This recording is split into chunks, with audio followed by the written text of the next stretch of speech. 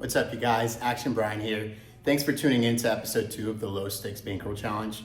You can see your results right here on the screen. Shout out Left Pocket here. If you want to get daily updates on the session, you can check us out on Instagram right over here, where we post every single day. We post stories, we're posting our content, we're posting every single session in full transparency on the overall challenge. As you can see, we're still not at the $5,000 mark, but every single day we're getting closer, and closer. Super excited to be giving $250 out every time we reach $5,000. You just have to be following us on Instagram. So again, make sure you go ahead and do that. We're gonna dive straight into the session. This is an action-packed session. We definitely booked a win. We played some solid poker. Let's get straight into it. We would start off the session here buying in for $500 into a game that was running pretty deep. We had about 2 to 3 deep stacks all around the game, and in the very first hand, we looked down at King, Queen of Diamonds. $500 effective. We are sitting here in the under the gun +3 position, and when the pot goes unopened, we open to $15. Only the cutoff calls, and so we're going heads up. We still don't know much about the game dynamic or the players in this game, so I'm not sure their tightness, their tendencies, if they're getting splashy, if they're getting out of line. So we kind of just throw a feeler bet out there with a hand that has very well playability post-flop. And when everyone else folds, we go heads up. The flop comes 10-9-3 with 1 diamond. We have 2 overs. We have a gut shot. We have a backdoor flush draw. When I check over to the opponent in the cutoff position, he decides to throw out a small bet here for a size of $25. After it gets back over to me, nothing to do here but simply put in the call. Again, we have a draw to the nuts, 2 overs, and a backdoor flush draw. The turn is a deuce, and I check over to our opponent once more once our hand does not improve, and he decides to shove here. He shoves for his remaining $75. We find the fold, and we lose $40. Very next hand of the session, we look down at 8-6 suited here. We're now $450 effective in the under the gun +2 position, and we decide to open up this pot to $10. The +3 player, the low jack, the cutoff, and the small blind all decide to call. So we're going what I like to call Reno heads up to a board that comes ace, king, deuce, rainbow. This is a board that's really going to favor us here, but out of position, we're always going to be checking our range. That's exactly what happens. We check over to the low jack. He decides to bet $35. And while normally I would like to put in a check raise here and represent a very strong holding, this is an individual that's very passive, very tight-knit. He's not doing this without having a hand like ace-queen, sometimes occasionally hands like ace-king that he limped in, pocket deuces. And so we look back at our hand one more time, and do we really want to turn this hand into a bluff this early into the session? When it folds back to me, I decide no, and I just give up the $10. We would then swap to a table where the game was a little deeper and a little more quote-unquote splashy. We'd get a $10 open from the under the gun player. The under the gun +2 player would then limp. And I would look down at ace queen off in the low jack and decide to squeeze here to a size of $75 over 2 limpers. It would get over to the cutoff, who was sitting with around $55 and would go all in for less, fold away all the way around to me, and then I would just show my hand and let her know what I have quite on early. It would be refreshing to get away from the nit fest and see pocket eights and see that we were live. When we turn the Broadway draw and miss, we have to cough up $55. This very next hand, our phone did stop recording, but we got into an interesting one. $11 open from under the gun. The +1, +2, cut off, myself and the big blind would all flat and go 6 ways to a board that would come 3-6-5 rainbow. Middle pair and open-ended, I'm not going anywhere, and the pre-flop raiser goes 15, me and the cutoff call. The turn is the 6, he goes 100, and only I would call him, taking us to a river, which would be a 7. He checks to us. We shove for $200 more. He would then make the snap call. We would reveal our straight, and we would take down a $340 pot.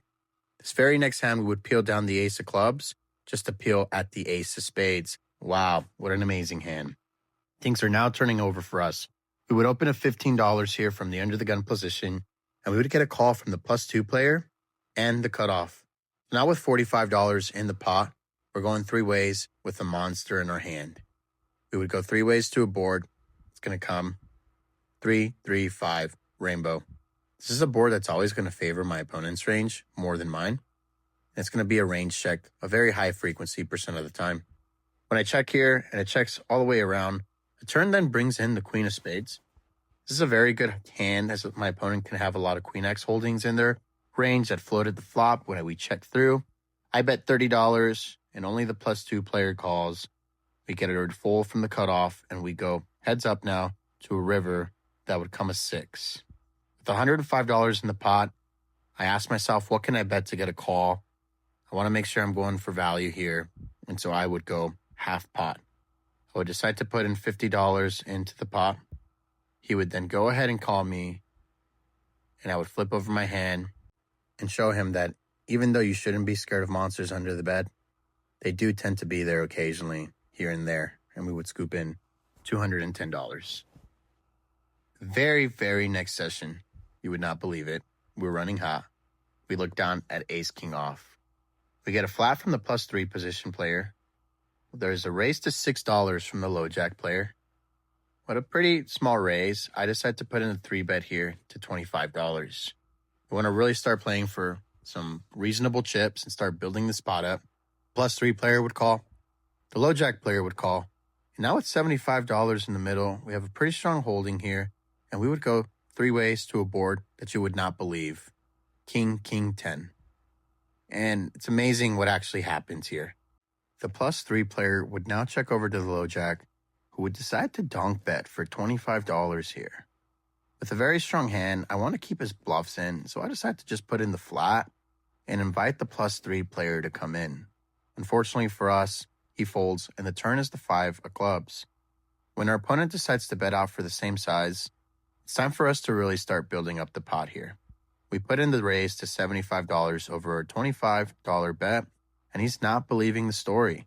He decides to call us, and when the river comes the 6 of hearts, he still would not believe what happens here. I'm in confusion because he decides to bet $100. A lot of the times with a player like this in these low-stake games, there's a possibility that he could have king 10, he could have pocket 10s, pocket 5s, pocket 6s. So we just flat. He shows his queen 10. He didn't believe we have it. He said he's a watcher of the vlog and he knows I love to bluff, but it pays off. This very next hand, we would look down at ace, queen of spades, and the low jack. I've been 3-betting and raising at a very high frequency, which is something I love to implement in these low-stake games because then players tend to over-limp and telegraph their hand. Again, that's what happens here. We get a limp from the +2 and the +3 player, so I decide to raise here to a size of $25, implementing a squeeze. I'm going to be doing this with marginal hands, and I'm also going to be doing this with my strong hands. It's very important that we don't change your sizings whenever we pick up a monster, because then people can pick up to size tells.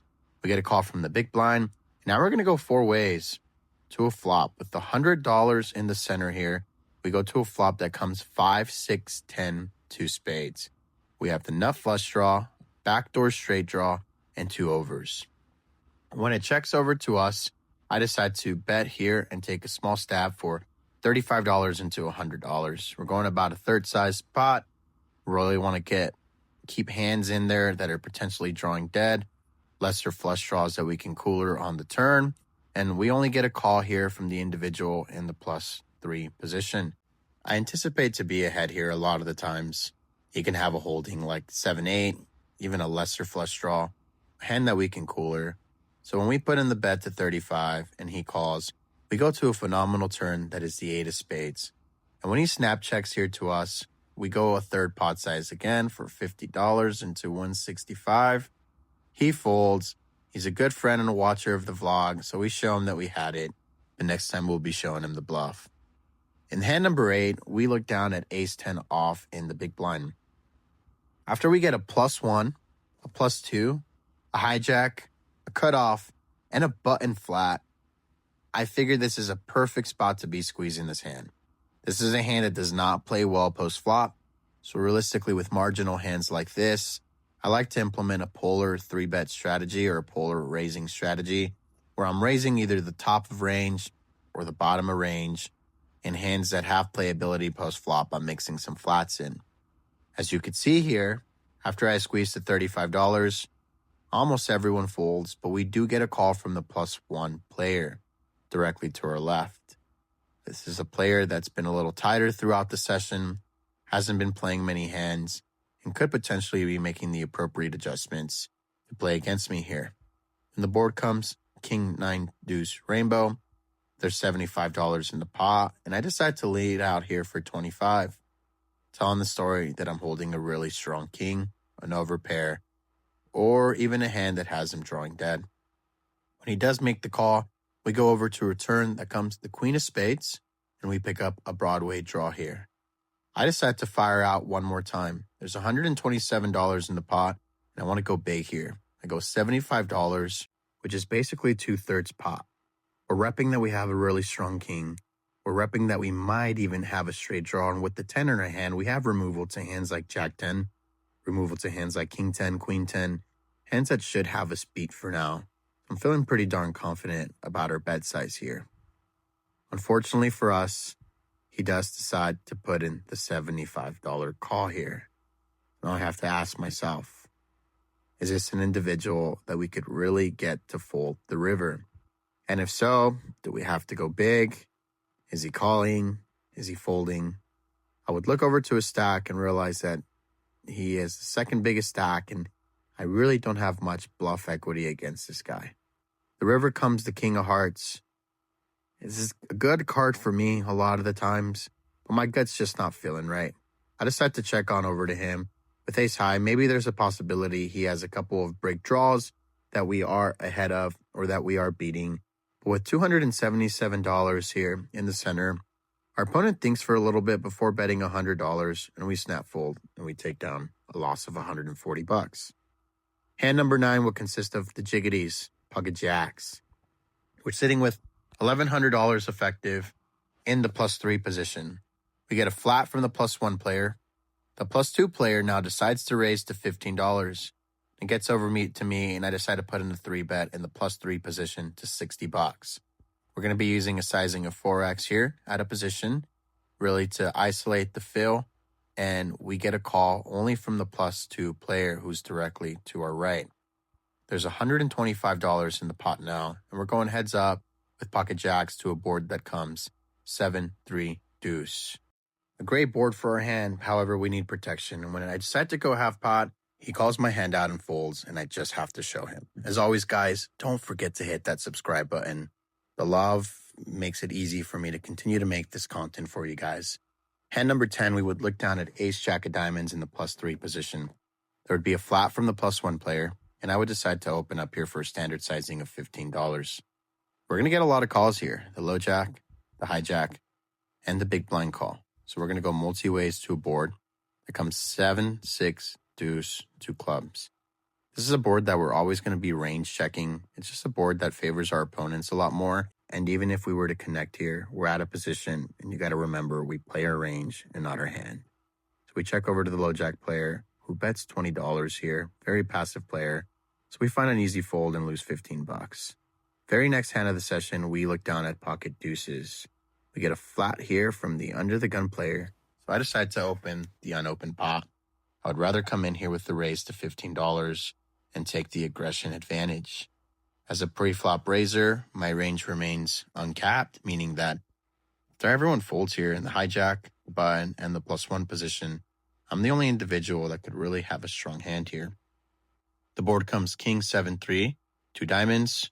With $60 in the pot here, I decide to take a stat for a 4th pot, $15 into the field, hoping to get a raise and have opponents telegraph their hand. But everyone except the +1 player calls. So we go to a turn that comes the 8 of diamonds with $105 in the middle. Unfortunately, I chicken out here. I take a look at my opponents and realize that these are individuals that if they're holding a king in this spot, they're inelastic, they're not going to fold. Adjustment that we're always going to make in these low stake games is not bluffing into calling stations. They just tend to not fold enough. The river would come to 6 of diamonds, and when the under the gun player would check to me, I would then check over to the player in late position. Everyone would check through. We would show our hand, and to our surprise, our flush would hold and we would rake $110 in. For hand number 12 of the session, we look down at ace queen off in the button. We get a flat from the under the gun and the +1 player, so I decide to open up the spot here to a sizing of $15. I do want to note that the under the gun player had been playing completely out of line, calling everything, 3-7, 4-deuce, binking 2-pair. So we want to get involved in a pot with him, and that's exactly what we do. On a board that comes ace 9-9 with 2 hearts, our good friend who we're going to call Benny the Fish would then decide to lead out here for $45. He would lead out for pot from early position into 2 other players. The +1 individual would fold, and with a decision here and a very strong hand, I don't want to raise this individual yet. Realistically, I want to keep all his bluffs in. He's getting out of line. He's piling a lot of chips into the center. So we elect to set the trap and just flat call here. Very important to make mental note of the individuals that are donk betting out of position, that aren't implementing check raises, that realistically just don't know what they're doing, because those are the easiest players that we can exploit. The turn would come the 7 of diamonds, and now he would check. With $135 in the middle here, I decide to go for a size roughly around a half pot of $75. We don't want to lose value yet, but we want to make sure that he's calling. If he has a bluff in his range, if he has a hard draw, which we're completely unblocking all of his bluffs, we want to keep him in there. Normally, I'm a big advocate of betting big on these turns, going 100 to 125% pot. But again, we want to keep this individual in. The turn would become the deuce of clubs, and he would think for a little bit before checking over to me. There's now $285 in the pot, and after he checks over to me, I ask myself, what's the sizing that I can get him to call with his weak stuff? So I throw out $110. A little under half pot here. In hindsight, I think I should have gone a little smaller though. I want to get called by weaker pocket pairs if he's holding a hand like a 7, pocket 5s, pocket 6s, 4s that he turned into a bluff. He folds. He says he'll tip the dealer if we show. And if you know me, I'm all about taking care of our dealers. He tips the dealer, I tip the dealer, and we scoop $150 in profit. It wouldn't even be 7 minutes until we would look down at the very exact same hand. Ace queen off. This time we're in the low jack, facing a $15 open from the +2 player. Gets over to me, and I decide to put in the 3-bet here to $60, standard sizing of 4x, and it would fold all the way over to the big blind, who would put in the smooth call, inviting over the +1 player. Our camera would die here, so we would freeze the frame and roll out the hand. The board would come king 10 deuce. We would have an over with the gut shot to the nut straight. When it checks over to me here, the $180 in the pot, I'd bet 60. They would all fold, and we would take it down. That would be the wrap of the session. This is a really great game. We got some really fun hands, some really quality hands, and we had a really good time. As you can see here, we put in 3 hours and 11 minutes, bought in for $500, and we cashed out for $1,170. If you're not using Left Pocket app, please make sure you download it. Utilize code ActionBrian. Start taking your poker game serious today by tracking your bankroll, your wins, and your losses. And as always, don't forget to like, comment, and subscribe. Follow us on Instagram for latest updates and on Twitch to watch us stream.